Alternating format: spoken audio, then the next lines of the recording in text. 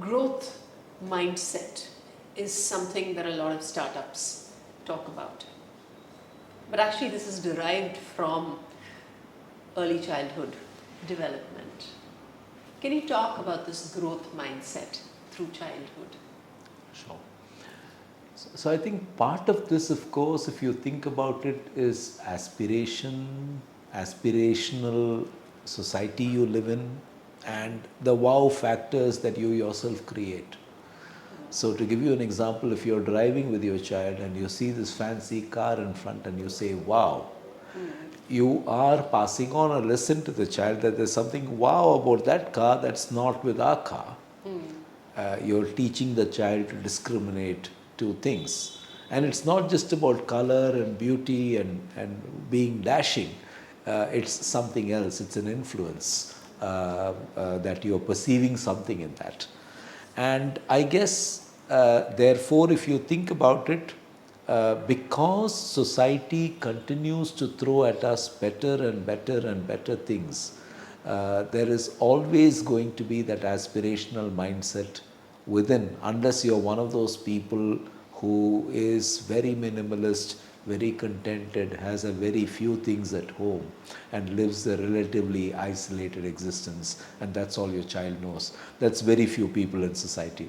The vast majority are following the path that everybody else does. That's right. So I think there is that, and you're battling that constantly. There is also another side to this. The studies of happiness have shown that happiness comes from your two umbrellas.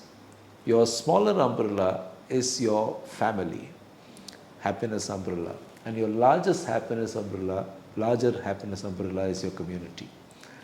And one of the key components of happiness seems to be giving, altruism. That if you can learn to be altruistic, that is one of the ways in which you are guaranteed happiness. So, in a sense, if you think about it, if a child, through the activity of the parent and the family, is learning those lessons about sharing, about giving, about participating in society, then those are very, very valuable happiness lessons that child is imbibing from earlier on in life. And it's likely to have a very positive impact on the child's mental health as the child grows up. And it's going to give the child tools that will make her or him happy quite automatically in the future, because they saw that they could do this and it had this impact.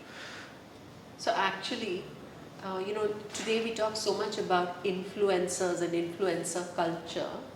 Parents really are our strongest influencers then. Absolutely, unless of course they've not been able to spend too much time with us for whatever reason, or indeed we ended up spending time with other people more than we spend time with our parents.